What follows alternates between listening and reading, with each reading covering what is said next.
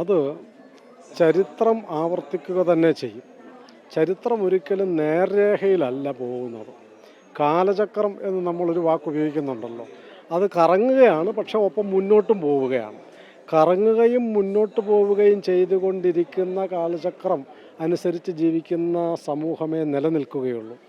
ഇത് ഒരു കാലത്ത് മുഴുവൻ ഭാരതത്തിൻ്റെയും വിശേഷിച്ചും കേരളത്തിൽ ഇവിടെ നടക്കുന്ന നിളയിൽ നടന്നിരുന്ന മഹാമഖം, മഹാമാഘം എന്നൊക്കെ പിന്നെ പറഞ്ഞ് മഹാമഖം എന്നൊക്കെ ആയി മാറിയത്, അത് നൂറ്റാണ്ടുകൾക്ക് മുൻപ് നിന്നുപോയി എന്ന് പറയുമ്പോൾ പിന്നീട് എല്ലാ ഓരോ സമൂഹത്തിനും ഒരു അധപ്പതനവും ഉണ്ടാവുമല്ലോ. അങ്ങനെ വീഴ്ചകളുടെ അധപ്പതനങ്ങളുടെ കാലഘട്ടത്തിൽ ഇത്തരം സാംസ്കാരികമായ, വൈജ്ഞാനികമായ, ആധ്യാത്മികമായ കാര്യങ്ങൾ കെട്ടുപോയ കാലങ്ങളുണ്ട്. അത് അനേകം തവണ ഭാരതത്തിൽ സംഭവിച്ചിട്ടുണ്ട്, ഹിന്ദു സമൂഹത്തിൽ സംഭവിച്ചിട്ടുണ്ട്. പക്ഷെ ഒരിക്കലും അത് സമ്പൂർണ്ണമായും അസ്തമിച്ചു പോകുന്നില്ല.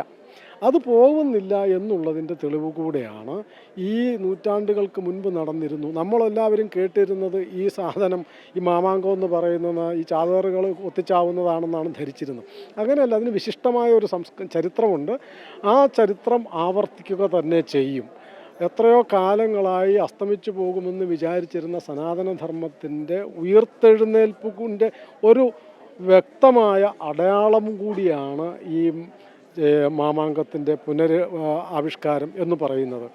നമ്മൾ വിശേഷിച്ചും മലബാറിൽ ഇതൊക്കെ അസ്തമിച്ചു പോയി എന്ന് വിചാരിച്ചിരുന്ന ഒരു മണ്ണിൽ, തുഞ്ചൻ്റെ മണ്ണാണെന്ന് വിചാരിക്കണം, പൂന്താനത്തിൻ്റെ മണ്ണാണെന്ന് വിചാരിക്കണം, അങ്ങനെയുള്ള മഹാപുരുഷന്മാരെല്ലാം ഈ കേരളക്കരയിലെ സംസ്കാരത്തിനെ മുഴുവൻ താങ്ങി നിർത്തിയ മഹാപുരുഷന്മാരുടെ മണ്ണിൽ നിന്ന് ഇത് അസ്തമിച്ചു പോവുക എന്നുള്ളത് സാധ്യമല്ല. ചരിത്രം പൊറുക്കില്ല.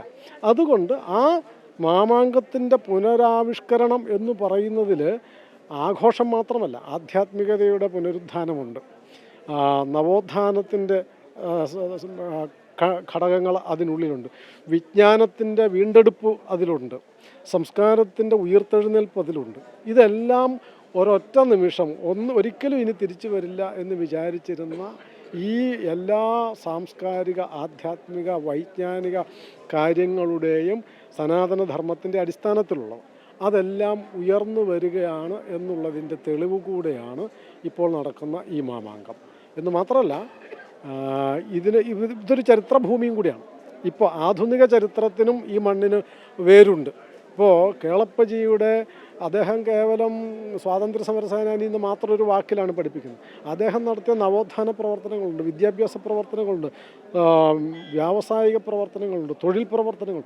അതിൻ്റെ മുഴുവൻ കേളപ്പജിയുടെ ജന്മസ്ഥലം കൊയിലാണ്ടിയാണെങ്കിലും അദ്ദേഹത്തിൻ്റെ കർമ്മമണ്ഡലം ഈ നമ്മൾ ചവിട്ടി നിൽക്കുന്ന ഈ മണ്ണിലായിരുന്നു, തവനൂരായിരുന്നു. ഇതിന് തൊട്ടപ്പുറത്താണ് അദ്ദേഹത്തിൻ്റെ ഇൻസ്റ്റിറ്റ്യൂട്ടും ഒക്കെ ഉണ്ടായിരുന്നത്. അപ്പോൾ അത്തരമൊരു നവോത്ഥാന നായകൻ്റെ മണ്ണ്, ആയിരക്കണക്കിന് വർഷങ്ങളായി നിലനിന്ന ആധ്യാത്മികതയുടെ വേദധ്വനി മുഴങ്ങിയ ഈ നിളയുടെ തീരത്ത് വീണ്ടും സനാതനധർമ്മം പൊട്ടിമുളയ്ക്കുകയല്ല, അത് നേരത്തെ പൊട്ടിമുളച്ചിട്ടുണ്ട്. അത് പടർന്നു പന്തലിക്കുന്നതിൻ്റെ, ഇവിടെ നിന്ന് വീണ്ടും മുഴുവൻ ഭാരതത്തിലേക്കും അതിനപ്പുറത്ത് ലോകത്തിലേക്കും ഇതിൻ്റെ സന്ദേശവും വെളിച്ചവും പകരുന്നതിൻ്റെ ഒരു വലിയ സമുദ്ഘാടനമാണ് സത്യത്തിൽ ഈ മാമാങ്കത്തോടനുബന്ധിച്ച് നടക്കുന്നത്. ഇത് ഭരണകൂടം ഇതിനെ ഒരു ഭാവാത്മകമായി കണ്ടെന്നാൽ ഈ മാമാങ്കം വലിയ സാമ്പത്തികമായ ഒരു മുന്നേറ്റത്തിൻ്റെയും കൂടെ ഇടമായിട്ട് മാറും എന്നുള്ളത് ഉറപ്പാണ്. ഇപ്പം കുംഭമേള നടന്നത് നമ്മൾ കേട്ടു, വടക്കേ ഇന്ത്യയിൽ കുംഭമേള നടന്നത് കേട്ടു. അത് വെറുതെ ഒരു മേള, ദശലക്ഷക്കണക്കിന് അല്ലെ കോടിക്കണക്കിന് ആൾക്കാർ വന്നു പോയി എന്നുള്ളത് മാത്രമല്ല, അതിനപ്പുറത്തേക്ക് അവിടെ സാമ്പത്തികമായി എത്രയോ ലക്ഷം ആൾക്കാർ സാമ്പത്തികമായി വലിയ മുന്നേറ്റമുണ്ടാക്കി. അതിവിടെയും സാധിക്കും. സ്വാഭാവികമായിട്ട് ഇവിടെ ഈ ആൾക്കൂട്ടം വരുന്നതോടനുബന്ധിച്ച് വ്യാപാരം കച്ചവടങ്ങൾ വർദ്ധിക്കും. അതുപോലെ ഈ പ്രദേശത്തുള്ള ആൾക്കാരുടെ മുഴുവൻ സാമ്പത്തികമായ വലിയൊരു വളർച്ചയുണ്ടാവും, തൊഴിൽപരമായ മുന്നേറ്റം ഉണ്ടാവും. വാഹനം ഓടിക്കുന്നവർക്ക്, കൂലിപ്പണിക്കാർക്ക്, ചുമട്ടുകാർക്ക് എന്ന് വേണ്ട, അതുപോലെ വസ്തുവകകൾ വിൽക്കുന്നവർക്ക്, ചിന്തിക്കടക്കാർക്ക് അടക്കമുള്ള സർവമാന തൊഴിൽ മേഖലകളുടെയും ഒരു വലിയ കുതിച്ചുകയറ്റത്തിനുള്ള ഒരു ഒന്നാന്തരം ഇടവും കൂടിയാണ് ഇവിടം. പക്ഷേ അതിൽ സർക്കാർ ഒരല്പം കണ്ണു വയ്ക്കേണ്ടതുണ്ട്, ശ്രദ്ധ വയ്ക്കേണ്ടതുണ്ട്. കാരണം ഇത് അവർക്ക് കൂടി പ്രയോജനപ്പെടും. ആധ്യാത്മികം മാത്രമല്ല, ഭൗതിക മുന്നേറ്റത്തിൻ്റെ ആധ്യാത്മികവും ഭൗതികവുമായ മുന്നേറ്റം വേണം.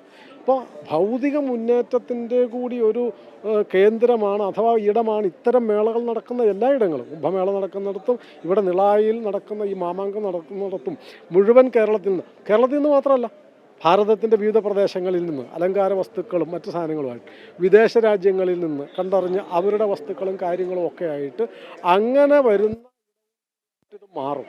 അപ്പോൾ അതിനാകെ അസൂയ കാണിക്കാതെ അല്ലെങ്കിൽ സനാതനധർമ്മത്തിനോടുള്ള രാഷ്ട്രീയ വിരോധം മാറ്റിവെച്ചിട്ട് ഭരണപരമായ പങ്കാളിത്തവും ഒരു സഹകരണവും കൂടി ഉണ്ടെങ്കിൽ ഉറപ്പായിട്ടും ഈ നാടിൻ്റെ മൊത്തം കേരളത്തിൻ്റേത് വിശേഷിച്ചും ഈ പ്രദേശത്തിൻ്റെ ഭൗതികമായ സാമ്പത്തികമായ മുന്നേറ്റത്തിനും കൂടി ഇത് വളരെ വലിയ പ്രയോജനപ്പെടുന്നതാണ് ഇത്തരം മേളകൾ. ലക്ഷക്കണക്കിന് ദശലക്ഷക്കണക്കിന് ആൾക്കാർ വരുന്നു. പല ജാതികളിൽപ്പെട്ടവർ, പല മതവിശ്വാസങ്ങളിൽപ്പെട്ടവർ, പല സമ്പ്രദായങ്ങളിലുള്ളവർ, പല പൂജാപദ്ധതിയുള്ളവർ, പല ആചാര്യന്മാരെ പിന്തുടരുന്നവർ. പക്ഷേ ഇതെല്ലാം സനാതനധർമ്മത്തിൽ അനുവദനീയവും കൂടിയാണ്. അത്തരം എല്ലാ സമ്പ്രദായങ്ങളുടെയും ഒരു മേളനം കൂടിയാണ് എന്നിത് പറയാം. സ്വാഭാവികമായിട്ടും ഈ കൊടുക്കൽ വാങ്ങൽ നടക്കും. മറ്റൊന്ന്, അവനവൻ ഇഷ്ടമുള്ള ഒരു തലത്തിന് എൻ്റെ ബുദ്ധിക്കും മനസ്സിന് ഇണങ്ങുന്ന ഒരു സമ്പ്രദായത്തെ സ്വീകരിക്കാൻ, അതിനെ മനസ്സിലാക്കുവാൻ, അറിയുവാൻ.